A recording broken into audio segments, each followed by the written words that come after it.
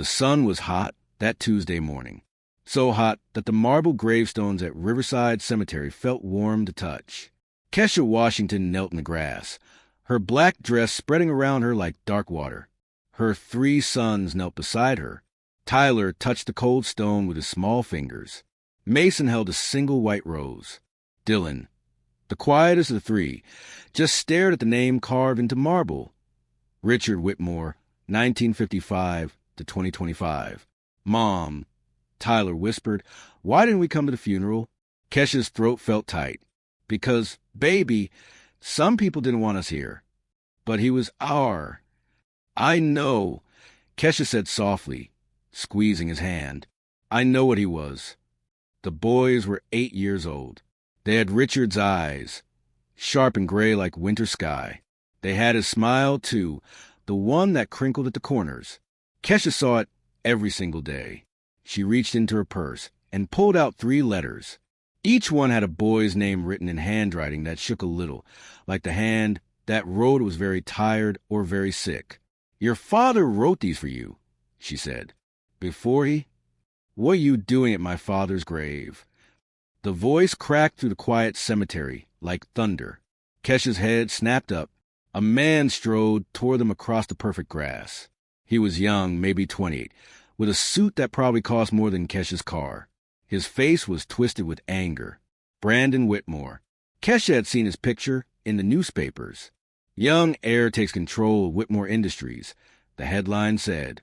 Brandon Whitmore named CEO after father's death.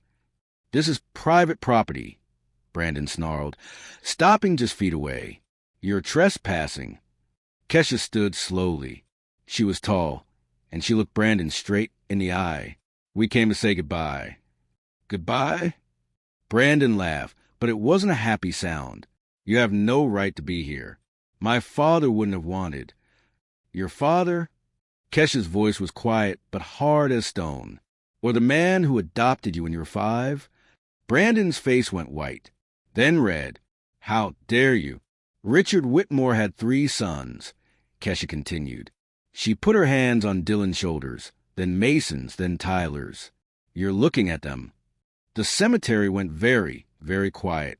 Brandon stared at the triplets, at their gray eyes, at their faces that looked so much like the photographs of young Richard Whitmore hanging in the company offices. That's insane, he whispered. That's a lie. Is it? Kesha reached into her purse again. This time she pulled out an envelope. It was yellow with age, sealed with red wax. The handwriting on the front was shaky but clear. To be opened only in the presence of my biological children. Brandon's eyes went wide. Where did you get that? Richard gave it to me 3 months before he died, Kesha said, when he knew the cancer would win, when he knew he didn't have much time left. Give me that. Brandon lunged forward, but Kesha stepped back. Tyler, she said calmly, call the number I showed you this morning. Tyler pulled out a phone. His fingers didn't shake as he pressed the screen. Wait.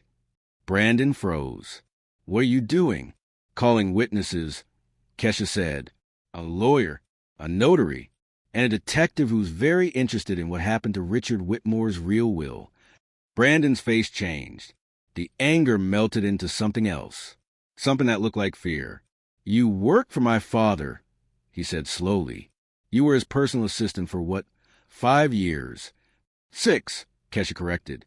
I managed his private accounts, scheduled his meetings, handled his confidential files. She paused. I knew everything, Brandon. Everything he did, everything he planned, everything he discovered about you. I don't know what you think you know, but... Ghost contracts, Kesha said softly. Shell companies in the Cayman Islands. Money disappearing from accounts your father thought were secure. Signatures that didn't quite match. Documents with dates that didn't make sense. Brandon took a step back. Richard was sick, Kesha continued. But he wasn't stupid. He hired a forensic accountant to check the books. Want to know what she found. The boys watched with wide eyes. They didn't understand all the words, but they understood the feeling in the air. It felt like standing on a cliff's edge in a strong wind. $60 million, Kesha said. That's how much you and Michael Harrison stole over 3 years. $60 million from a dying man who trusted you. That's a lie. Brandon's voice cracked. You can't prove. Kesha broke the wax seal on the envelope. The sound was sharp and final. Inside was a letter, and a DNA test, and photographs, and a copy of a will, the real will, signed and witnessed and notarized. Brandon grabbed for it, but Kesha held it high. It says here, she read aloud, that Richard Whitmore leaves 40% of his estate to his biological children, Tyler, Mason, and Dylan Washington. That's about $60 million. The same amount you stole. A car pulled up to the cemetery gates. Then another. A woman in a gray suit stepped out. A man with a badge. A lawyer carrying a briefcase that looked very heavy. Hello, Brandon, the detective said pleasantly. We've been wanting to talk to you. Brandon looked at Kesha. Really looked at her. And for the first time, he saw something that terrified him. She wasn't scared. She wasn't angry. She was ready. You were his assistant, Brandon whispered. All those years, he trusted you with everything. Yes, Kesha said. And when he found out what you'd done, he trusted me with something even more important. She looked down at her sons. He trusted me with the truth. 3 years earlier, Kesha sat in Richard Whitmore's enormous office on the 42nd floor. The city sparkled below like a box of jewels someone had spilled across black velvet. I need you to do something for me, Richard said. His voice sounded tired. Something secret. Kesha looked up from her computer. Richard was 69 years old, but lately he looked older, much older. His hands shook when he signed papers. His face was gray like old newspaper. Of course, Mr. Whitmore. What do you need? Richard slid a folder across the desk. I need you to check something. The numbers in our overseas accounts. They don't feel right. Don't feel right. Kesha opened the folder. Inside were pages and pages of numbers, bank transfers, wire payments to companies she'd never heard of. I built this company with my hands, Richard said quietly. 40 years of work. And now... He trailed off, staring out the window. Now I'm dying, Kesha. The doctors say I have maybe a year. Maybe less. Kesha's throat went tight. Mr. Whitmore, I'm so sorry. Don't be sorry. Just help me. He looked at her with those sharp gray eyes. I think someone is stealing from me. Someone close. And I need to know the truth before I die. So Kesha started digging. At first, it seemed innocent. Money moving from one account to another. Payments to consulting companies. Normal business things. But then she noticed something strange.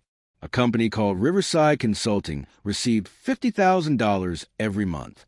But when Kesha searched for Riverside Consulting, she couldn't find it. No website, no office, no employees. It was a ghost. She found another one, Harrison Advisory Services. Another ghost, swallowing $20,000 every month. Then another, and another, and another. 6 ghost companies, all receiving money, all owned by the same 2 people. Brandon Whitmore and Michael Harrison, the family lawyer. Kesha's hands shook as she printed the evidence. Bank statements, wire transfers, corporate registration documents showing Brandon and Michael as the owners. They'd been stealing for 3 years, maybe longer. How much? Richard asked when she showed him. Kesha swallowed hard.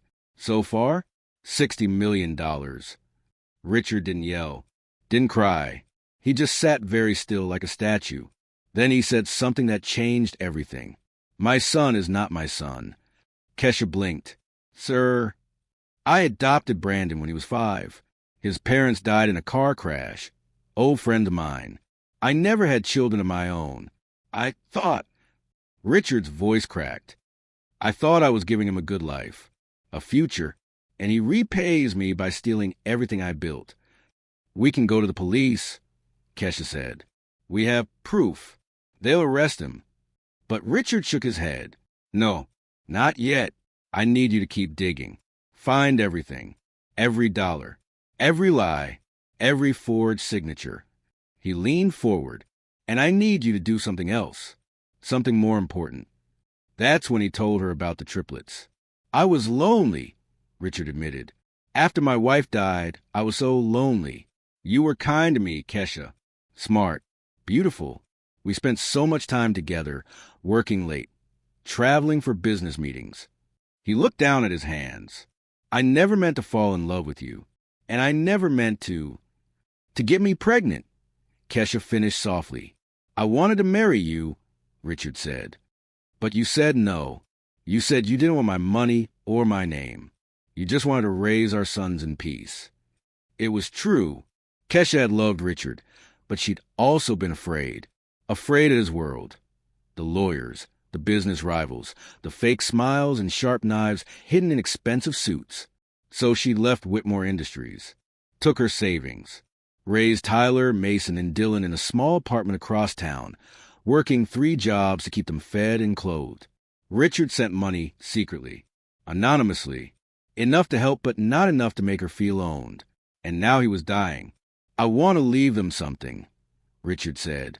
Something Brandon can't steal. But I need your help.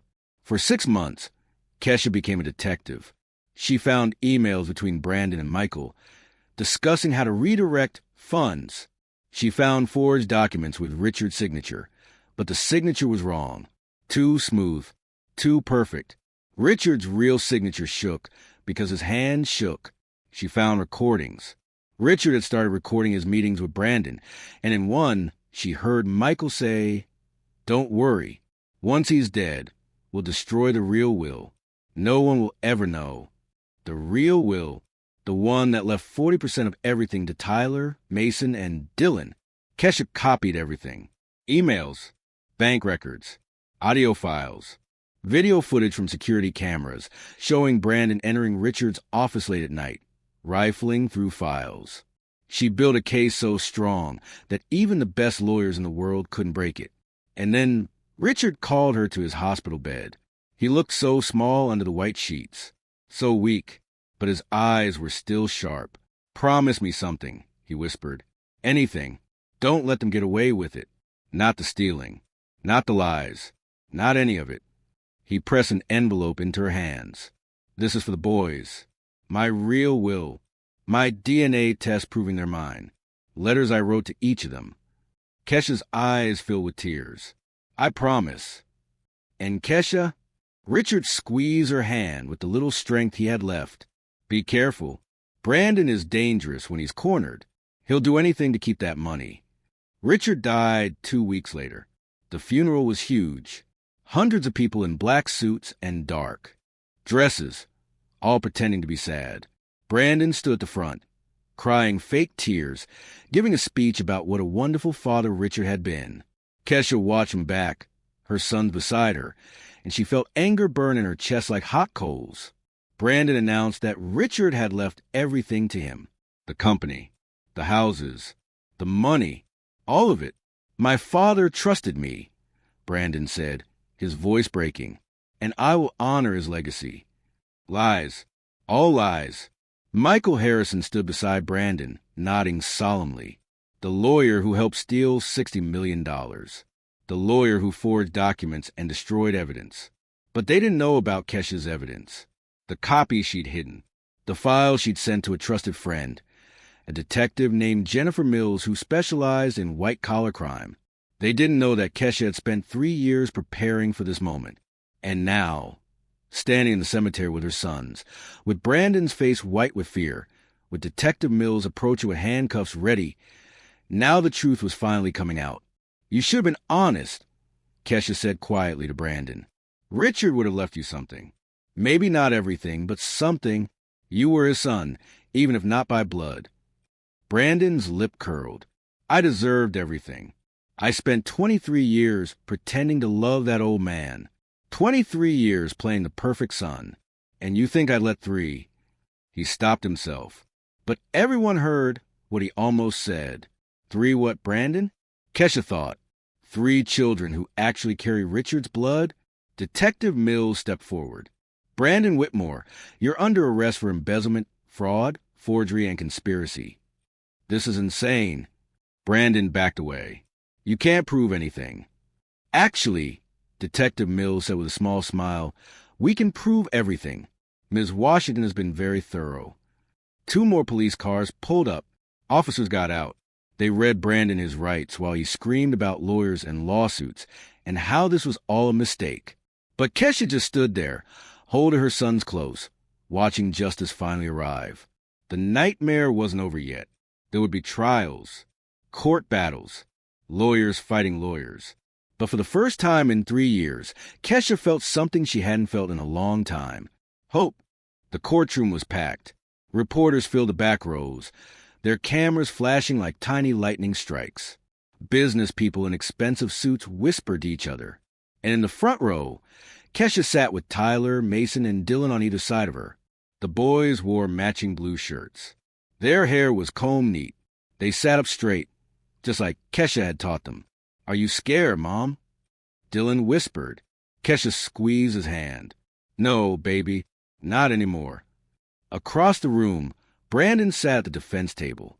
His lawyer was talking fast, shuffling papers, looking worried. Brandon's suit was wrinkled. His hair wasn't perfect anymore. He looked smaller than he had at the cemetery.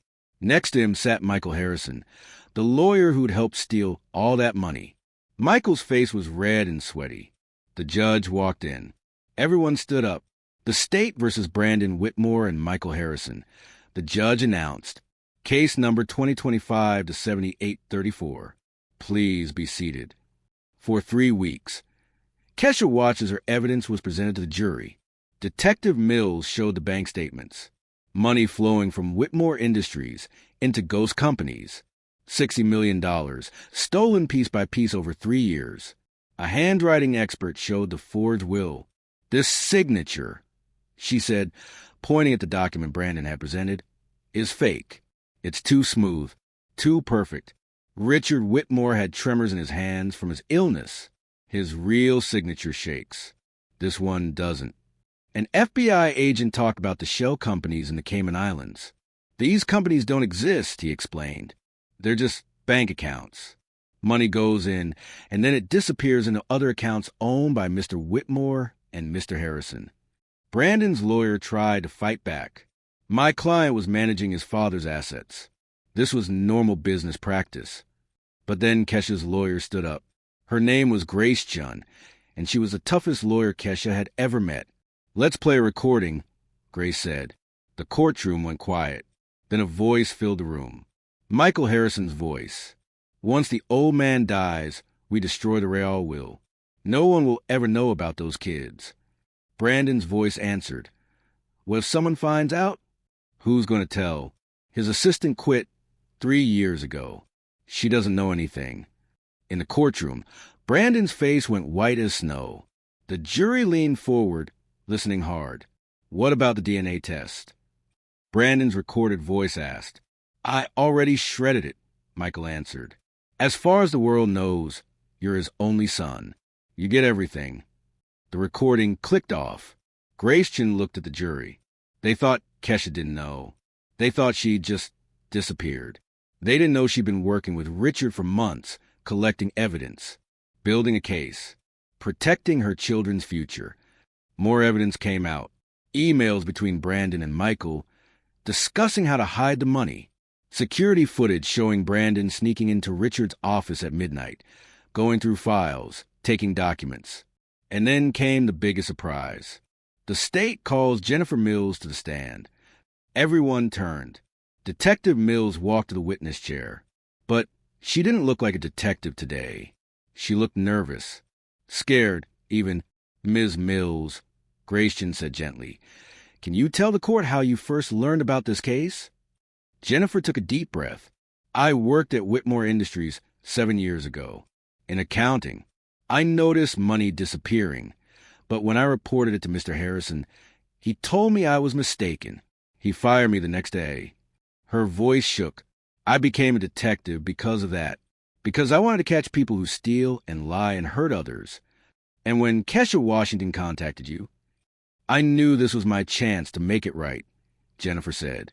"I kept copies of the strange transactions I'd found years ago. Combined with Kesha's evidence, we had enough to prove everything." The courtroom buzzed with whispers. Brandon's lawyer tried one last trick. "Your Honor, There's no proof that those children are really Richard Whitmore's biological sons. This whole case rests on the word of a disgruntled employee. Grayson smiled. Actually, we have proof. She held up a folder.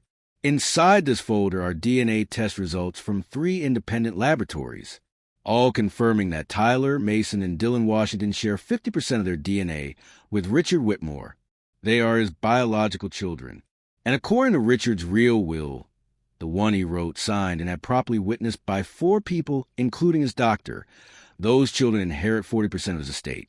The jury looked at the triplets, at their gray eyes, at their faces that looked so much like the photographs of young Richard Whitmore that hung in every newspaper article about the case. The trial lasted 3 more days. Then the jury went away to decide. Kesha waited in a small room with her sons. Tyler played a game on his phone.